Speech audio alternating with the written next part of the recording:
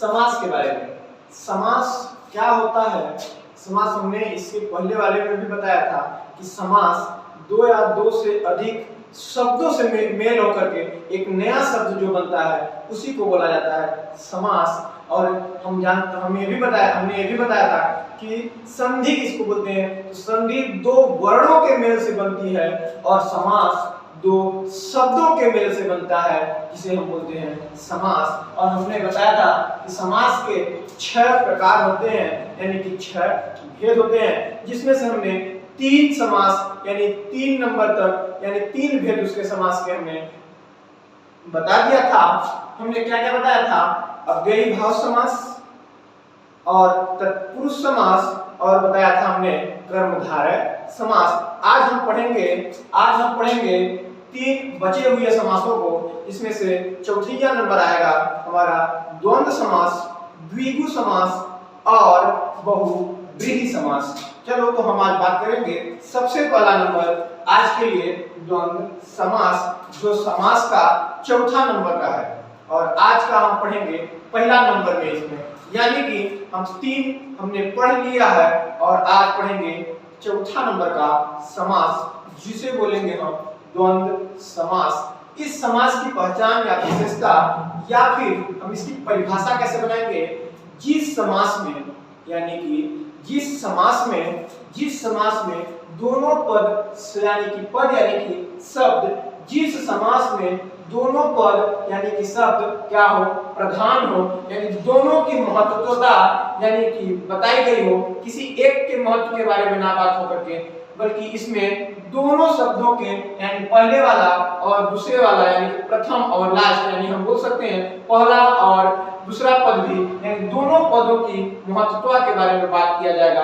यानी कोई एक पद ऐसा नहीं रहेगा कि एक पद महत्व होगा और एक पद नहीं होगा। इसमें दोनों पद जो होंगे, दोनों पद प्रधान होंगे। और योजक शब्द का मतलब होता है ऐसा शब्द जो दोनों को जोड़ता है। तो हम बोल सकते हैं कि योजक का मतलब होता है जोड़ने वाला।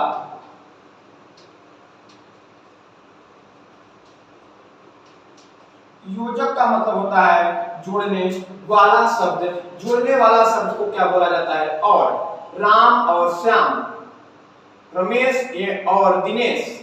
उसी तरीके से माता और पिता जो और है वो दोनों को क्या कर रहा है? योजक कर रहा है, यानी कि जोड़ रहा है। तो हम बोल सकते हैं दोनों पद प्रधान तो होते हैं, यानी दोनों शब्द प्रधान होते हैं, पहला वाला और दूसरा वाला भी। इसलिए योजक शब्द जो होता है उसका लोप हो जाता है। योजक शब्द जो होता है समास के अंदर वो क्या होता है? योजक शब्द गुम जाता है, यानी कि भुला जाता है, हम बोल सकते हैं उसको, यानी कि वो नहीं दिखता है। उसके जगह पर योजक चिन्ह का प्रयोग कर देते हैं, शब्द ना प्रयोग करके हम लोग चिन्ह का प्रयोग करते हैं। जैसे क्रिश्चियन मार्क का होता है चिन्ह, उसी तरीके से योजक का चिन्ह होता है, जो योजक शब्द ना करके चिन्ह का प्रयोग करते हैं। तो हम इस तरीके से जानेंगे कि उसको बोलते हैं द्वंद्व समास।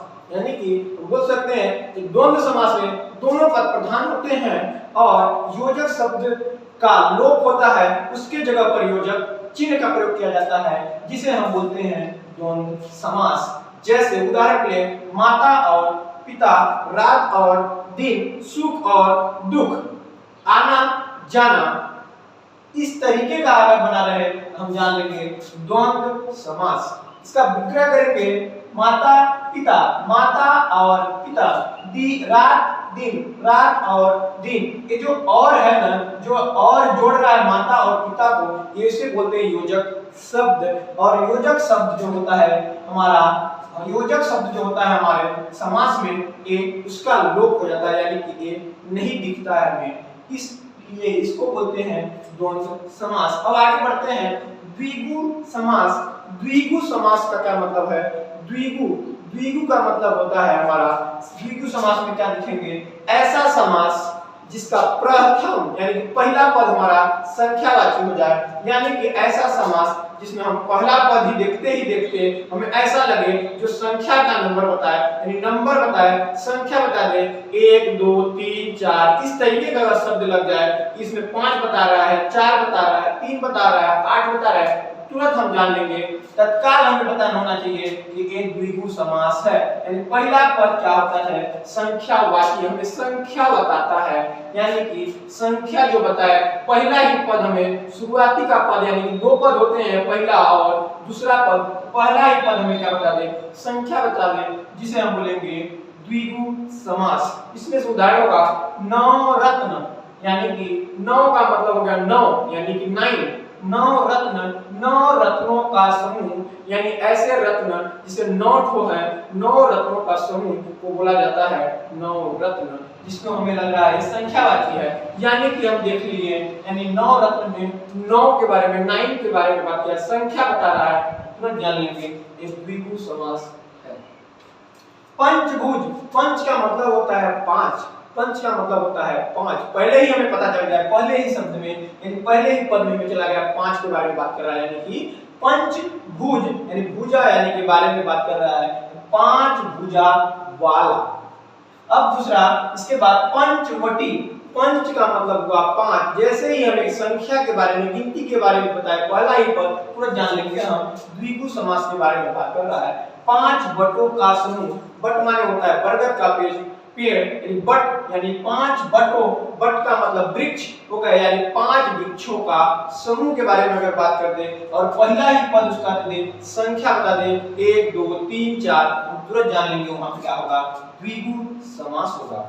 और आगे देखते हैं बहुव्रीहि समास, छठवां नंबर का है बहुव्रीहि समास। बहुव्रीहि समास में क्या होता है, दोनों पद के अलावा, यानी दोनों पद प्रथम और अंतिम, यानी हम बोल सकते हैं या प्रथम और द्वितीय पद भी हम बोलेंगे, इसको हम बोलेंगे प्रथम और दूसरा, यानी पहला और दूसरा पद प्रधान नहीं होता है, इसके अलावा अन्य पद कहीं से आकर के क्या हो जाता है, प्रधान बन जाता है।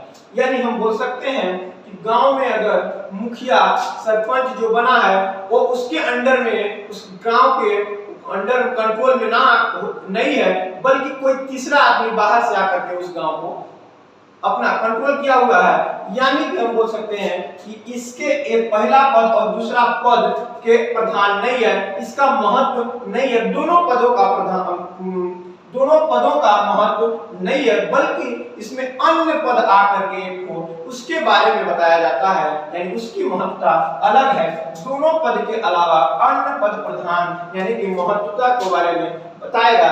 जैसे लंबोदर, लंबा है उदर, यानी लंबा है उदर, उदर का मतलब होता है पेट, लंबा उदर, लंब प्लस उदर, यानी लंब ना तो लंब प्रधान है ना तो उदर प्रधान है, बल्कि ये किसके बारे में बात कर रहा है, गणेश जी के बारे में, यानी लंबा है उदर यानी पेट जिसका, गणेश जी।